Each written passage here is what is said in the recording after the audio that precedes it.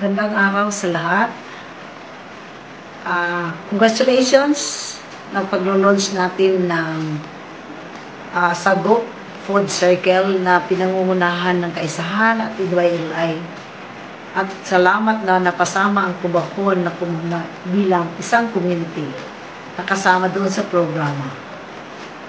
Itong programa na to, kung titingnan natin, actually, ang Tubahon ay matagal-tagal na. Hindi naman super matagal, pero matagal na talaga nating sinimulan yung pagtatrabaho kasama ang community, lalo na kung paano natin bibigyang pansin ang food security. Alam natin lahat na sa ngayon, because of the climate change, ang dami ng nangyayari na hindi maganda sa buhay, lalo na sa mga magsasaka, sa lahat ng mga farmers na naging kasama natin. Pero dahil sinisiguro ng local government na ang community, lalo na ang Tubahon, ay mayroong magandang engagement with the local farmers, our fisher folks, na mayroong production. Hindi natin tinigilan, bigyan natin sila with our program na yung Gagmayng Abag sa Panginabuhian program, na kung saan natin makikita ang tulong, hindi man tulong, pero engagement natin with the farmers na magpapasiguro yung pagkain. Dahil problema ng lahat yung pagkain. Nakikita din namin ang estratehiya ng Sago Food Circle ng lahat ng pagkain na sumusobra. Kailangan talagang hindi sayangin. So, dito sa Tubahon, alam natin lahat, hindi man super marami ang pagkain.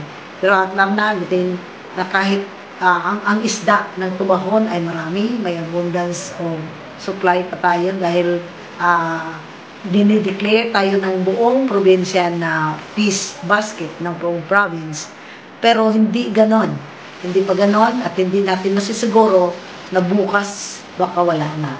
So, ang farmers natin, ang fisher folks man, ay tinuturuan paano natin aayusin kahit na ang ating mga coastal area at nag-establish na tayo ng mga sanctuary. It is because kahit kailangan ayusin at hindi maubusan ng pagkain, especially yung mga bata natin ngayon. So, with this program, pasalamat kami na kasama ang Tubahon, uulitin ko, at sana ay maging ma-realize na talaga to within the Tubahon area at isisiguro namin na ang programa ay within the programs of the Sago Food Circle dahil nga crucial ang papel ng mga magsasaka, ang farmers at saka mga mangingisda natin, yung fisher folks, kung patungkol sa pagkain.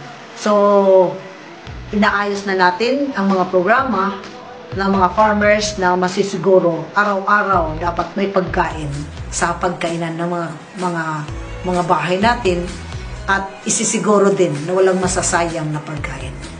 So, ang local government ng Tubahon, magpapasalamat, uulitin ko, magpapasalamat sa programa at i-congratulate ko ang lahat ng organizer ng Sago Food Circles na magiging successful ang launching ng project na to.